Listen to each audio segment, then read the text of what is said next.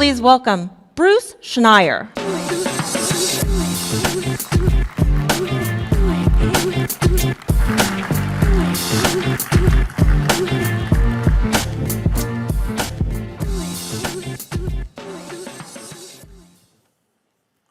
Hey, nice to see everybody back again.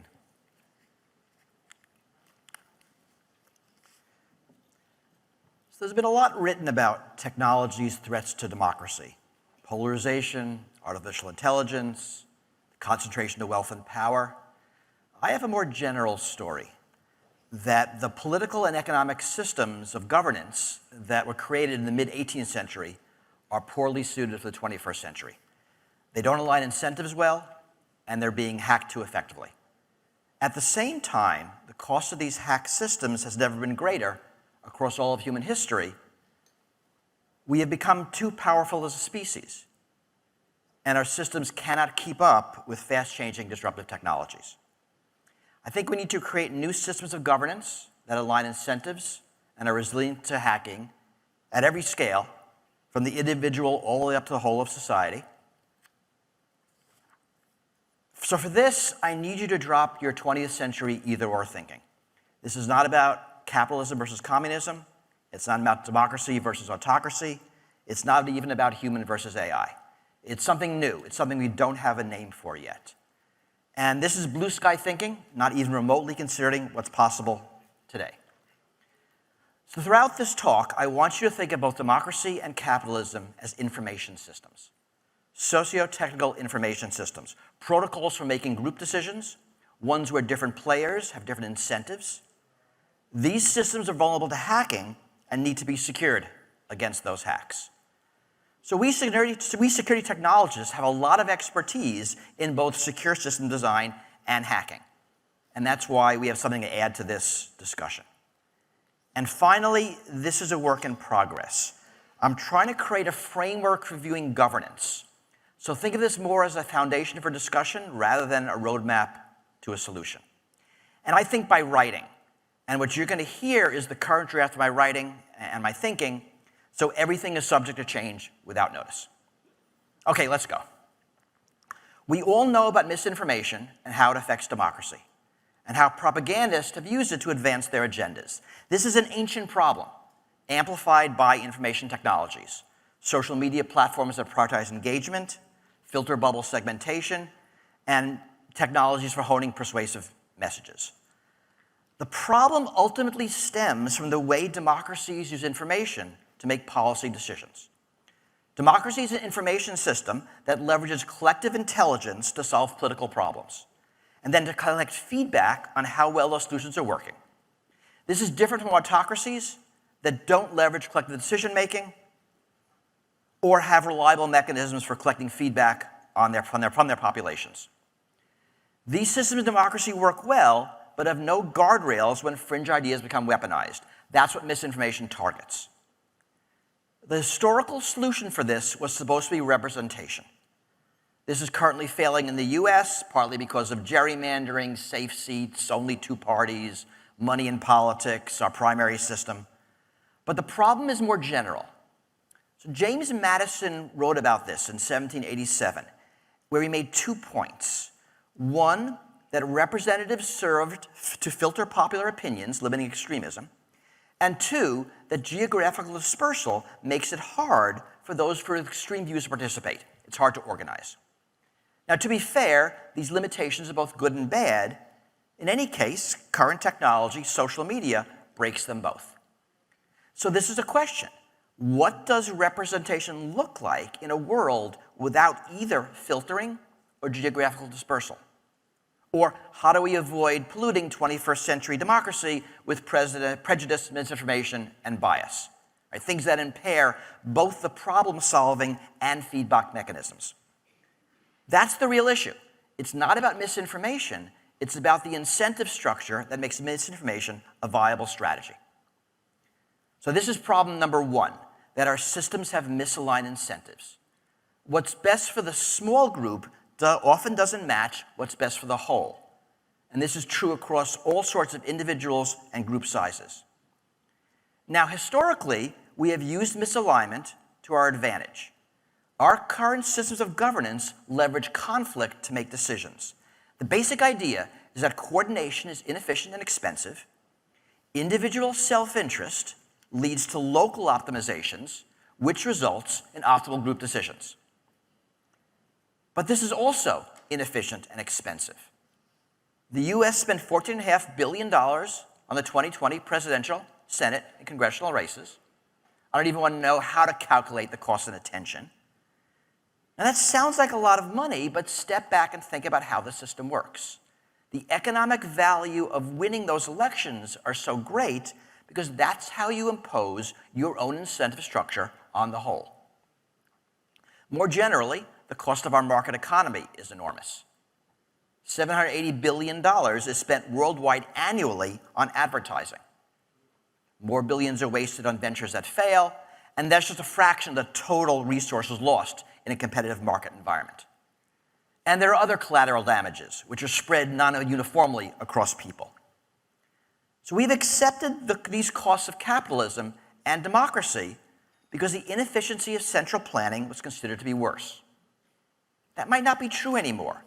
The costs of conflict have increased, and the costs of coordination have decreased. Corporations demonstrate that large, centrally planned economic units can compete in today's society. Think of Walmart or Amazon. If you compare GDP to market cap, Apple would be the 8th largest country on the planet. Microsoft would be the 10th.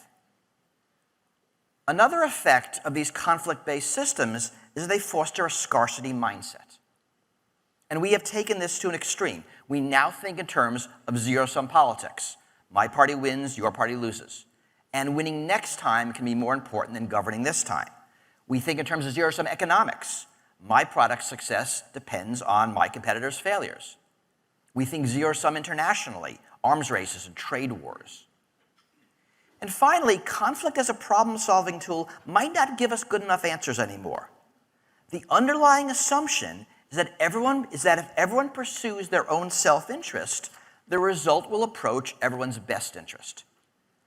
This only works for simple problems and requires systemic oppression. We have lots of problems, complex, wicked, global problems that don't work that way. We have intersecting groups of problems that don't work that way. We have problems that require more efficient ways of finding optimal solutions.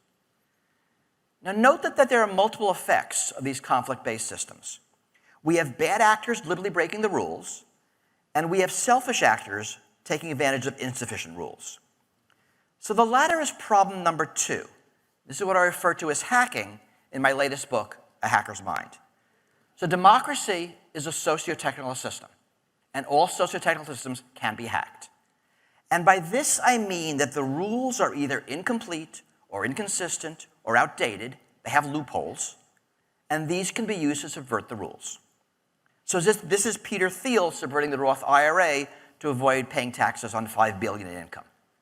This is gerrymandering, the filibuster, must-pass legislation, or tax loopholes, financial loopholes, regulatory loopholes. In today's society, the rich and powerful are just too good at hacking. And it's becoming increasingly impossible to patch our hack systems because the rich use their power to ensure that the vulnerabilities don't get patched. This is bad for society, but it's basically the optimal strategy in our competitive governance systems. Their zero-sum nature makes hacking an effective, if parasitic, strategy. Hacking is no new problem, but today's hacking scales better and is overwhelming the security systems in place to keep hacking in check. Think of gun regulations or climate change or opioids. And complex systems make this worse. These are all nonlinear, tightly coupled, unrepeatable, path-dependent, adaptive, co-evolving systems. Now, add into this mix the risks that arise from new and dangerous technologies, like the internet, or AI, or synthetic biology, or molecular nanotechnology, or nuclear weapons. Here, misaligned incentives in hacking can have catastrophic consequences for society. This is problem number 3. Our systems of governance are not suited to our power level. They tend to be rights-based, not permissions-based. They're designed to be reactive because traditionally there was only so much damage a single person could do. We do have systems for regulating dangerous technologies. Consider automobiles. They're regulated in many ways: driver's licenses and traffic laws and automobile regulations and road design. Compare this to aircraft.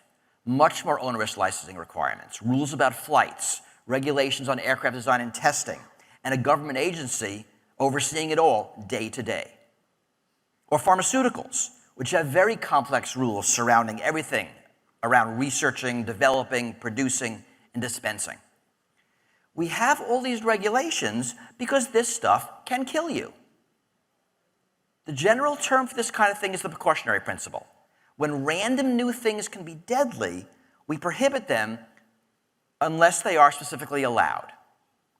So what happens when a significant percentage of our jobs are as potentially damaging as pilot? Or even more damaging, when one person can affect everyone through synthetic biology, or where a corporate decision can directly affect climate, or something in AI or robotics. Things like the precautionary principle are no longer sufficient because breaking the rules can have global effects. And AI will supercharge hacking. We have created a series of non-interoperable systems that actually interact, and AI will be able to figure out how to take advantage of more of those interactions. So finding new tax loopholes, finding new ways to evade financial regulations, creating micro-legislation that surreptitiously benefits one particular person or group. And catastrophic risk means this is no longer tenable. So these are our core problems: misaligned incentives leading to too effective hacking of systems where the cost of getting it wrong can be catastrophic. Or, to put more words on it, misaligned incentives encourage local optimization, and that's not a good proxy for societal optimization. This encourages hacking, which now generates greater harms than at any point in the past, because the amount of damage that can result from local optimization is greater than at any point in the past. Okay, let's get back to the notion of democracy as an information system. It's not just democracy. Any form of governance is an information system. It's a process that turns individual beliefs and preferences into group policy decisions and uses feedback mechanisms to determine how well those decisions are working and then makes corrections accordingly. Historically, there are many ways to do this. We can have a system where no one's preference matters except the monarchs, or the nobles, or the landowners. Sometimes the stronger army gets to decide, or the people with the money. Or we could tally up everyone's preferences and do the thing that at least half of the people want. That's basically the promise of democracy today at its ideal. Parliamentary systems are better, but only in the margins. And it all feels kind of primitive. Lots of people write how informationally poor elections are at aggregating individual preferences.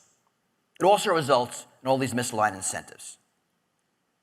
Now, I realize that democracy serves different functions: peaceful transition of power, minimizing harm, equality, fair decision-making, better outcomes. I'm taking it for granted that democracy is good for all of those things. I'm focusing on how we implement it. Modern democracy uses elections to determine who represents citizens in those decision-making processes, and all sorts of other ways to collect information about what people think and want and how well policies are working. These are opinion polls, public comments to rulemaking, advocating, lobbying, pressuring, all those things. And in reality, it's been hacked so badly that it does a terrible job of executing the will of the people, which creates further incentives to hack those systems. Now, to be fair, the democratic republic was the best form of government that mid-18th century technology could invent. Because communications and travel were hard, we needed to choose one of us to go all the way over there and pass laws in our name. It was always a coarse approximation of what we wanted. And our principles, values, conceptions of fairness, our ideas about legitimacy and authority have evolved a lot since the mid-18th century. Even the notion of optimal group outcomes depended on who was considered in the group and who was out. But democracy is not a static system. It's an aspirational direction. one that really requires constant improvement. And our democratic systems have not evolved at the same pace that our technologies have. And blocking progress in democracy is itself a hack of democracy. Today we have much better technology that we can use in the service of democracy. Surely there are better ways to turn individual preferences into group policies, now that communication and travel are easy. Maybe we should assign representation by age, or profession, or randomly by birthday. Maybe we can invent an AI that calculates optimal policy outcomes based on everyone's preferences. Whatever we do, we need systems that better align individual and group incentives at all scales. Systems designed to be resilient against hacking and resilient to catastrophic risks. Systems that leverage cooperation more and conflict less, and are not zero-sum. Why can't we have a game where everybody wins? Now, this has never been done before. It's not capitalism, it's not socialism, it's not communism, it's not current democracies or autocracies. It would be unlike anything we've ever seen. Some of this comes down to how trust and cooperation work. When I wrote Liars and Outliers in 2012, I wrote about 4 systems of enabling trust: our innate morals, concern about our reputations, the laws we live under, and security technologies that constrain our behavior. I wrote about how the first 2 are more informal than the last 2, and how the last 2 scale better and allow for larger and more complex societies. They enable cooperation among strangers. What I didn't appreciate is how different the first and the last 2 are. Morals and reputation are both old biological systems of trust. They're person to person, based on human connection and cooperation. Laws, and especially security technologies, are newer systems of trust that force us to cooperate. They're socio-technical systems. They're more about confidence and control than they are about trust. And that allows them to scale better. Taxi driver used to be one of the country's most dangerous professions. Uber changed that through pervasive surveillance. My Uber driver and I don't know or trust each other, but technology lets us both be confident that neither of us will cheat or attack each other. Both drivers and passengers compete for star rankings, and that aligns local and global incentives. In today's tech-mediated world, we are replacing the rituals and behaviors of cooperation with security mechanisms that enforce compliance, and innate trust in people with compelled trust in process and institutions. That scales better, but we lose the human connection. It's also expensive, and becoming even more so as our power grows. We need more security for these systems, and the results are much easier to hack. But here's the thing: our informal systems of trust are inherently unscalable. So maybe we need to rethink scale. Our 18th century systems of democracy were the only things that scaled with the technology of the time. And imagine a group of friends deciding where to eat. One is vegetarian, one is kosher. They would never use a winner-take-all election to decide where to have dinner. But that's a system that scales to a large group of strangers. Scale matters more broadly in governance as well. We have global economic systems of competition, political and economic. On the other end of the scale, the most common form of governance on our planet is socialism. That's how families work. People work according to their abilities, and resources are distributed according to their needs. I think we need governance that is both very large and very small. Our catastrophic risks on planetary scale, climate change, AI, internet, biotech, and we have all the local problems inherent to human societies. We have very few problems anymore that are the size of France or Virginia. Some systems of governance work well on a local level, but don't scale to larger groups. But now that we have more technology, we can make other systems of democracy scale. So this runs headlong into historical norms about sovereignty, but that's already becoming increasingly irrelevant. The modern concept of a nation arose around the same time as the modern concept of democracy. But constituent boundaries are now larger and more fluid and depend a lot on context. It makes no sense that decisions about the drug war or climate migration are delineated by nation. The issues are much larger than that. Right now, there is no governance body with the right footprint to regulate internet platforms like Facebook, which has more users worldwide than Christianity. We also need to rethink growth. Growth only equates to progress when the resources necessary to grow are cheap and abundant. Growth is often extractive at the expense of something else. Growth is how we fuel our zero-sum systems. If the pie gets bigger, it's okay that we waste some of the pie in order for it to grow. That doesn't make sense when resources are scarce and expensive. Growing the pie can end up costing more than the increase in pie size. Sustainability makes more sense, and a metric more suited to the environment we're in right now. Finally, agility is also important. Back to systems theory, governance is an attempt to control complex systems with complicated systems. This gets harder as the systems get larger and more complex. And catastrophic risk raises the cost of getting it wrong. In recent decades, we have replaced the richness of human interaction with economic models. Models that turn everything into markets. Market fundamentalism scaled better, but the social cost was enormous. A lot of how we think and act isn't captured by those models. And those complex models turn out to be very hackable, increasingly so at larger scale. Lots of people have written about the speed of technology versus the speed of policy. To relate it to this talk, our human systems of governance need to be compatible with the technologies they're supposed to govern. If they're not, eventually the technological systems will replace the governance systems. Think of Twitter as the de facto arbiter of free speech in the United States.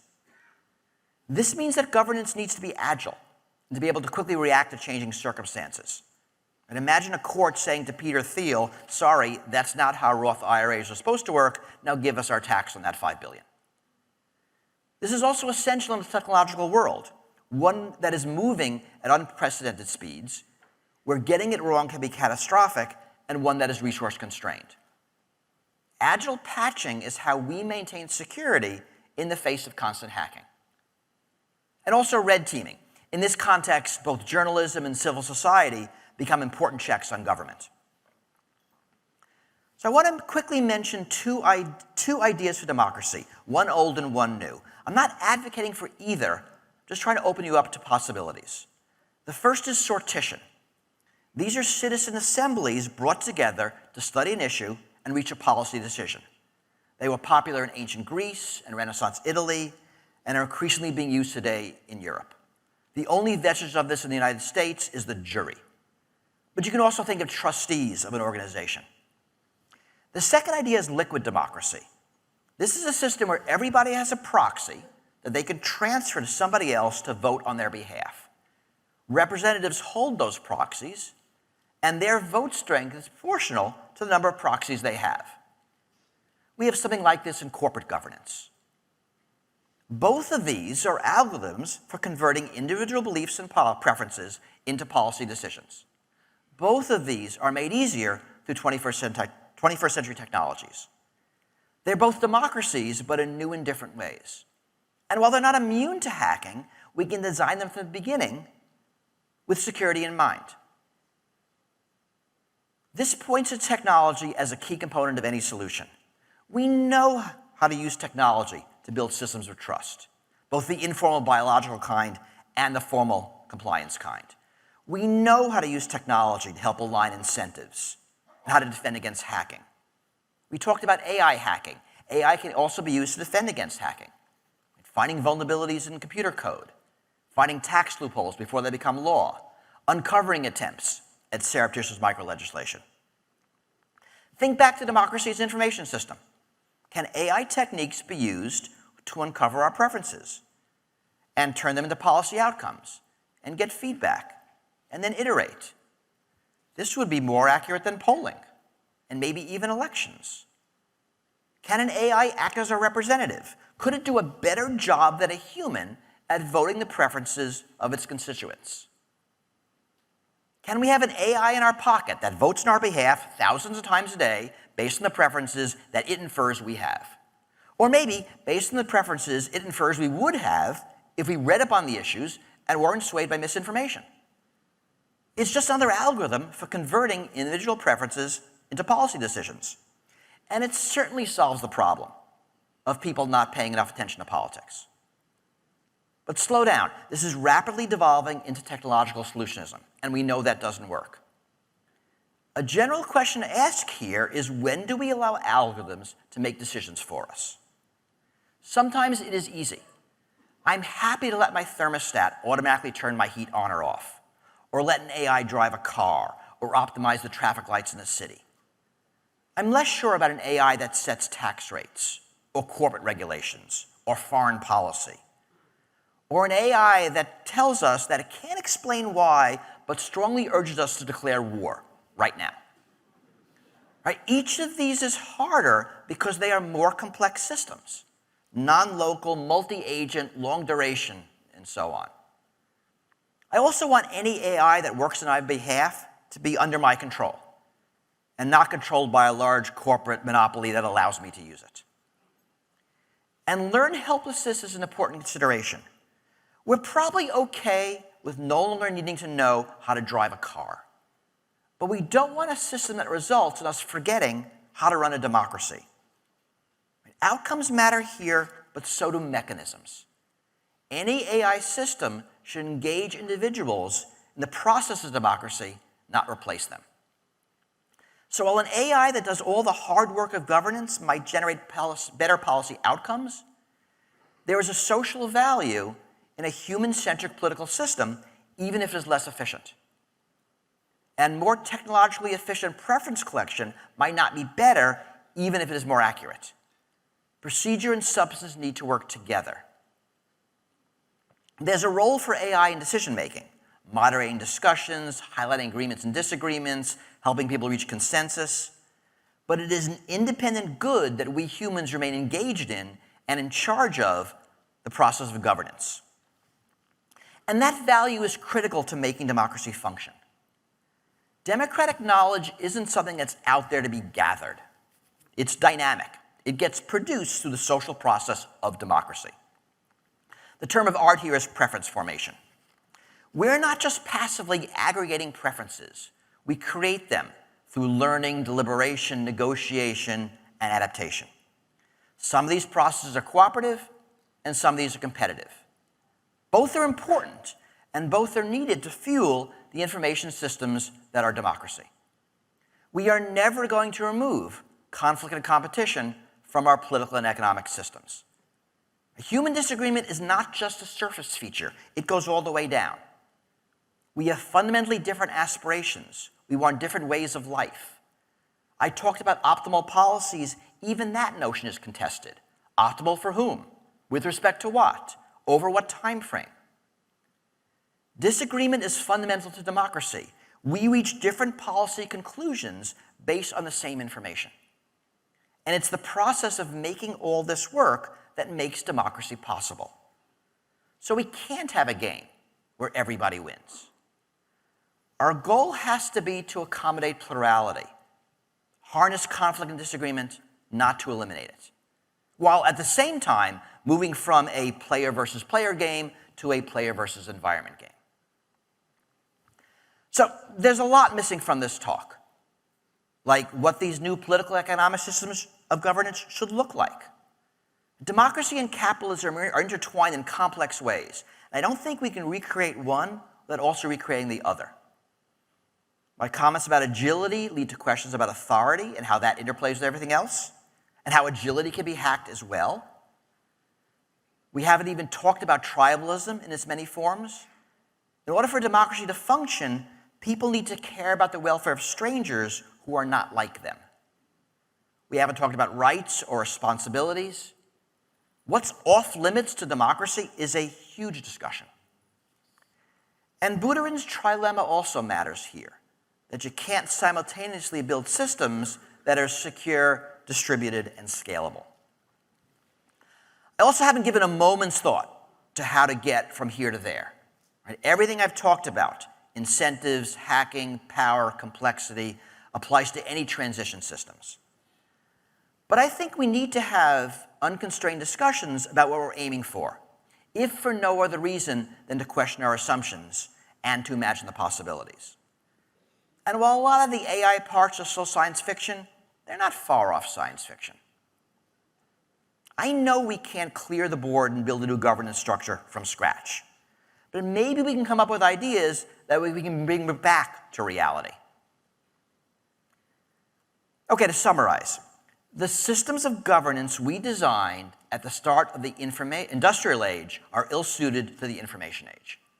Their incentive structure is all wrong, they're insecure, and they're wasteful. They don't generate optimal outcomes. At the same time, we're facing catastrophic risks to society due to powerful technologies and a vastly constrained resource environment. We need to rethink our systems of governance.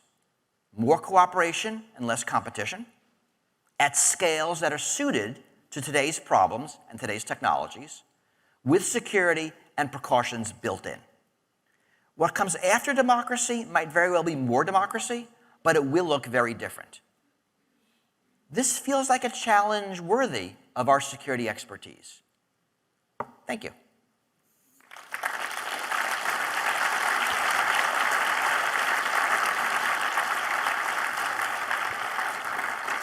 All right, I think I just won most non-RSA talk. Thank you. I'm not signing books now. I'm taking questions another 20 minutes, so you do want to sit. Trust me, I will sign your book, I promise. Just not anytime soon.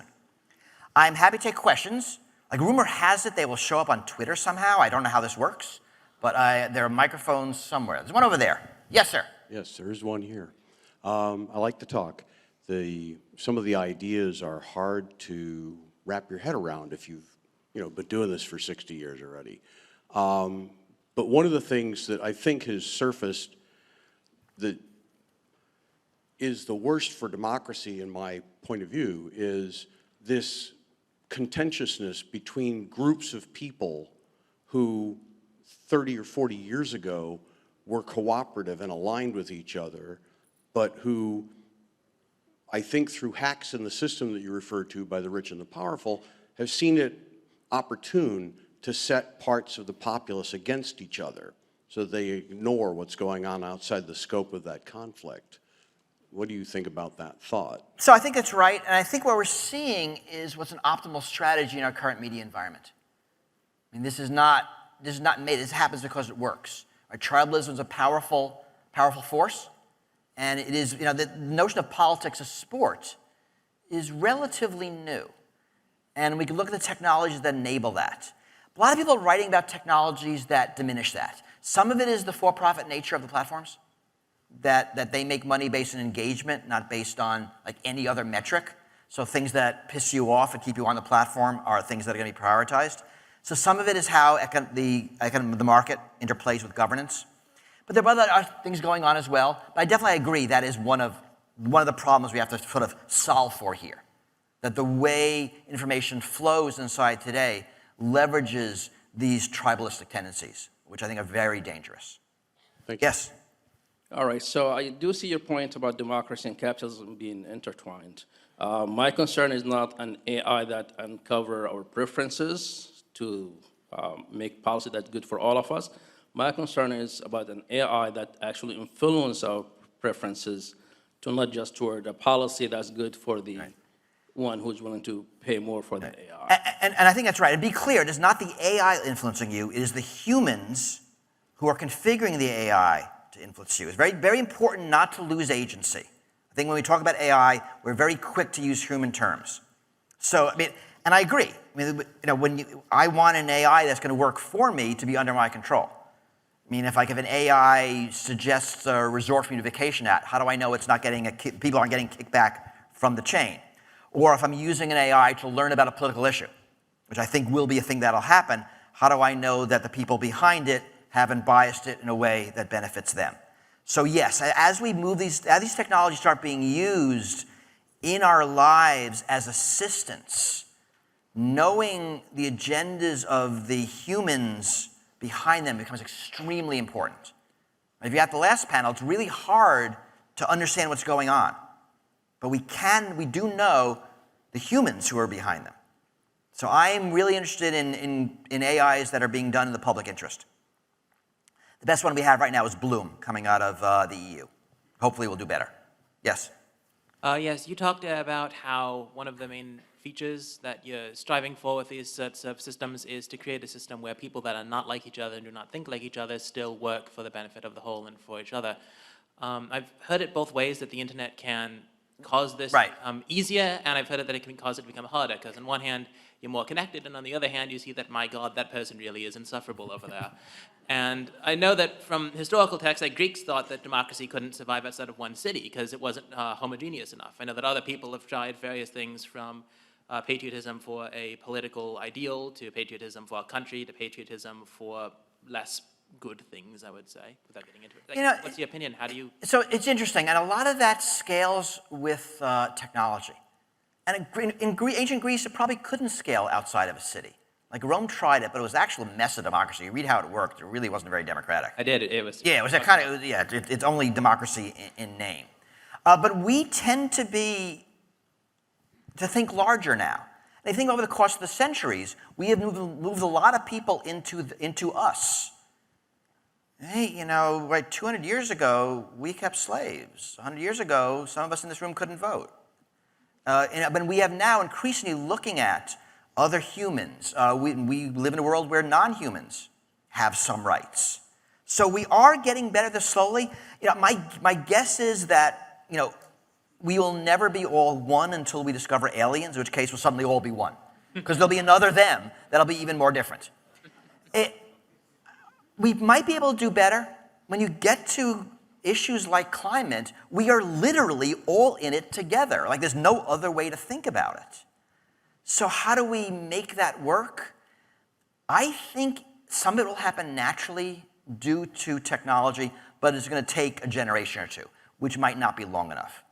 And that's some of the issue here, that things are moving so fast that the normal human pace of societal evolution might not work given the pace of technological evolution. Right? They're outstripping each other in a way that might be dangerous. But I'm kind of just making this up at this point, so more to come. Yes? Deepak Puri, Democracy Labs. You actually know something about this then. One of the things that you brought up was democracy is based on feedback from the people who are being governed. Now, if bad actors are compromising the feedback mechanism, whether it's the election process or the voting machines or however you vote, what are your thoughts about strengthening that? Well, I mean, we certainly need to strengthen the voting systems, and a lot of groups doing that. But think of it more generally. The feedback process is not just voting; is a very narrow slice of the feedback process. Like us getting all angry and marching on the State House is another one. And if you think about the way democracies work, it is not feedback once every 2 years, every 4 years. There's constant feedback from all sorts of mechanisms. And those are also being compromised. So if we think of it broadly, and yeah, I mean, I'm not big on answers here. This is the time I come to RSA with the questions. So maybe next year I'll have better answers. But yes, I mean, I think those are definitely things to think about and worry about. Very interesting talk and very heavy, complex topics. I have a very simple question. All right, I'm ready. What gives you hope? You know, so it's actually a good question. I get asked this kind of a lot, especially with some of these catastrophic risks, that we as humans have always managed to muddle through. Like, as bad as things get, we have, I mean, sometimes it's taken us 50 or 100 years, a world war or something, right? I mean, it's not always been pretty, but we have figured it out. And it just seems unlikely to me that this is the thing that ends human civilization as we know it. It feels like it's not the way to bet. So I have faith in our ability, not to pre-plan and do it right the first time. We never do that. But our ability to, as we go, figure it out. Now, that might run headlong into the noise of these catastrophic systems. We've never lived in a society before where the costs of getting it wrong are so great. So that's the downside of that way of viewing hope. But I still do. I mean, I don't think we're done. That just seems kind of silly. Thank you. Yes. I guess that's encouraging. I'm doing my best. Thank you. One of the difficulties I think that we can all relate to as security-focused people is the difficulty of getting non-security people on board with certain ideas. I can't even get my grandmother to use a password manager, even though they're very simple nowadays. Do you believe that one of the things that will be necessary, or at least very helpful in moving along and evolving democracy, as you say, will be to increase the public awareness, increase education concerning these very complex topics, and kind of distilling them into maybe simpler forms so that people can understand them? I think so. I mean, I don't know. This tried to be simple. I guess I failed. I think we lose a lot that we no longer have civics education. That knowing how government works is something that isn't really taught, and I think it needs to be, because these things don't work unless we participate. So yes, I mean, and you know, I think we need to start thinking and talking about this. I mean, really, what I'm doing here is trying to see, like, what do we have in our community that is unique, that is valuable, and that is systems thinking in an adversarial environment. That is what we all do. And that directly translates into this new area. Now, we probably have to, pick new language, because no one wants to hear our techie terms. But I think we can do that. So yeah, I do think we need to start talking about this more simpler, terrible phrase, more publicly. How that looks, I don't know. It's really hard, right? In a world where what matters is this week, next month, to have a discussion that says, okay, like, pretend we've all landed on an alien planet, need to form a government from scratch, what would we do? So, I think this is going to always be a niche way of looking at things, but I think there is value in doing that because we will come up with ideas that we could bring back to reality. Thank you.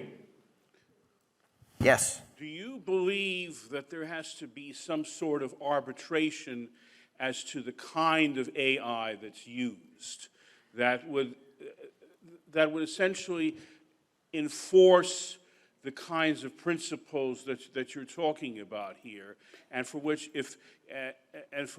the arbiters could be held accountable if they approve something that potentially goes awry? So I don't know if we need arbitration. So as a system, arbitration is there's a set of humans who are the arbiters, right? I mean, they're the ones, if there's a problem, when you and I have a dispute, we go to the arbiter who makes a ruling. Right? So that is an authority-based system of governance. Very useful in a lot of systems because they are incomplete. Right? All contracts are incomplete. You cannot write a complete contract, and you wouldn't even try. But when there's a dispute, you go in front of an arbiter. That is one mechanism. I'm not sure it's the only mechanism that will work in this case. We can have a mechanism that involves liabilities that really doesn't have that same kind of arbiter role. It does have another adjudicator, but that's kind of different. So we do need something that has an accountability mechanism. But what it looks like, I'm not sure. The question is, when do we move into a world in tech where we can't just do anything, right? Where everything new is automatically allowed unless it's forbidden. I mean, that's been fun. We've done that for decades. And that works as long as the mistakes don't have catastrophic consequences. You can't do that in aircraft design. You can't do that in pharmaceuticals. There will be a time when you can't do that in software. I mean, it might not be for 20, 30 years, but that time will come. And that will be no fun for any of us. But I think that time will come, just because this stuff is so powerful and is increasingly getting physical agency. And that physical agency turns it into a medical device, a car, an airplane, all those things that traditionally can kill us. All right, you're next. Thank you for your thoughtful talk, sir. Now you say that, but they're all like leaving slowly. In your new book, you talk about how applying the hacker's mindset can help improve different socio-technical systems. That's what I'm trying to do. My question is, right now, there are different public health issues, for example, domestic violence.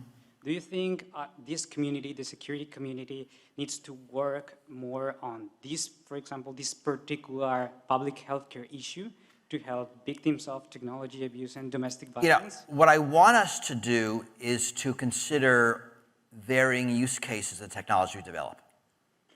And, very often we develop technology to the average, where the average is, right, the white, middle-class Silicon Valley male, like vaguely libertarian. We all know the type. And we need to be much broader than that to really engage the users of technology in the development. And I've done some writing in not exactly that, but trust relationships and intimate partner technologies. And I looked at both romantic partners. I looked at child and parent, both ways, right? There's abuse and trust, and elderly and their caregivers. In a lot of those cases, the technologies we build don't work for in those situations. I mean, the authentication technologies of the secret question. Your spouse knows the answer to all your secret questions. Or technologies that assume that physical possession of an object is an authentication mechanism, right? Your intimate partner has access to your physical object. All those things don't work. So yes, I want us to really think a lot about these special use cases, because people are getting harmed. And they are, not the average case, but they're important cases. And I think we're doing a better job at that, but in security, it is really hard. We see this in like Facebook account takeovers, not by strangers, but by a relative, someone who knows you, where that nice, great authentication mechanism of here's a bunch of pictures and click the ones that are your friends. Well, your intimates can do that too. It doesn't help. So yes, yeah. Sort of as a follow-up to the question 2 questions ago about sort of checking who makes the AI and having some sort of accountability for it, it is a somewhat unfortunate truth that the people who make AI tend to oftentimes not really represent the common perspective. Indeed. Especially when it comes to things like Machiavellianism, which has been sort of a boogeyman of AI ever since AI was first conceptualized. And one can easily imagine a short story along the lines of Those Who Walk Away from Omelas, where it is the AI suggests something that to fix a problem is not necessarily considered worth it by the majority of people.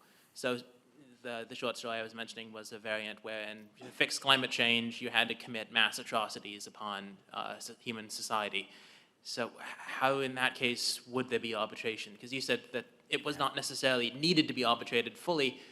Would there need to be arbitration in that case, or would you just trust in the people that were making the AI to solve this problem? Yeah, I don't think you can. I think transparency really is going to be important. These systems are super opaque, and that's going to become increasingly not okay. And even transparency is going to be hard because we know they are robustly opaque.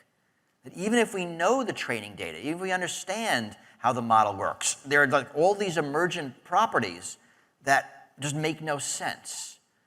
So I don't know how to solve this, but this feels like, again, something that we as security people can help the AI community with. Because these are the sorts of things we think about and the sort of ways we think. So, good question, I don't have an answer. Okay, sort of as a follow-up to the follow-up then, in some cases... I don't know if you get one of those. We have 1 minute and a half left. Right. 2 more. All right, go.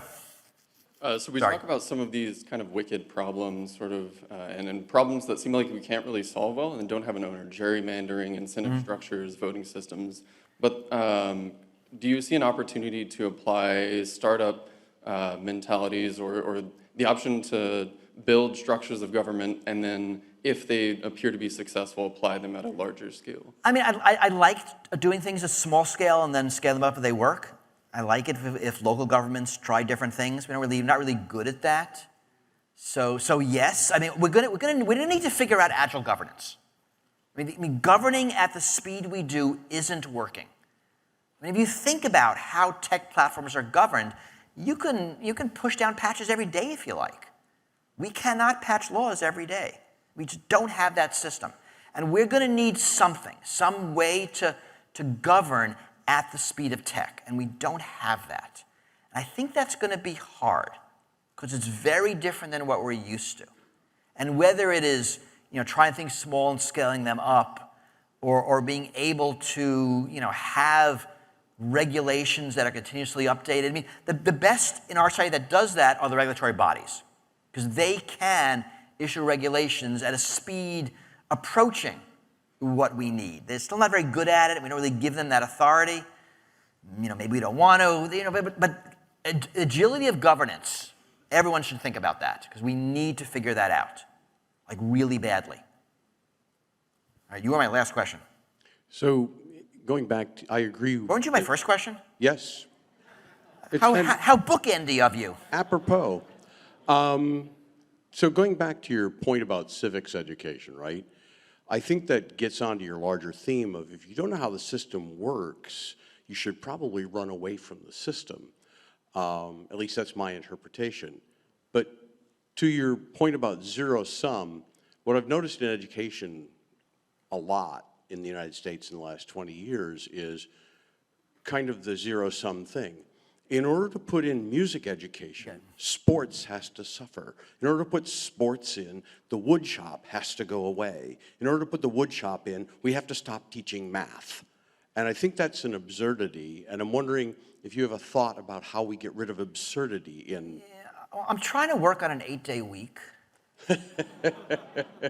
Failing that, you're right, that is, you'll hear that discussed at all levels. Adding security education to computer science degrees in college means we take out, like, data structures. But you hear the same thing. I agree. I don't think it has to be either or zero sum. Yes, there are only limited number of hours in a day, but there are ways to teach effectively. Some of this is that, at least in our society, we do not value teachers as a profession. It is not a well-paid profession. It is not a well-respected profession. That seems incredibly stupid. I don't want to teach. If someone wants to do that, pay them a lot of money, so I don't have to do it. Because we need that. But yes, I think we need to really rethink how we do that as well. And this is hard. I'm tossing a lot of really basic things in society in an attempt to fix it. And now the question is, could we possibly do that? But I think you're right. We can. I think we can put it all in. Maybe at different degrees, different levels. But I think civics is extremely important. And I think there is a movement to get rid of civics education, because if you don't understand the system, then it can be used against you. Now, you don't have to understand the system to use it. Like, I have no idea how a car engine works, and I drive a car all the time. So we are okay with using systems we don't understand, but we know that somebody does. We know that there is someone who is watching the system. So I'm going to get an airplane today. Like, I have no freaking clue how that thing works, but there's a government body behind my back to make sure, like, you don't have to know. Just, like, pick your seat. And that's valuable. In a complex society, we do use these proxies, and that we trust these processes. All right, I need to get off the stage. Thank you all for putting up with this very non-RSA, RSA talk. If you come back next year, who knows what else will happen?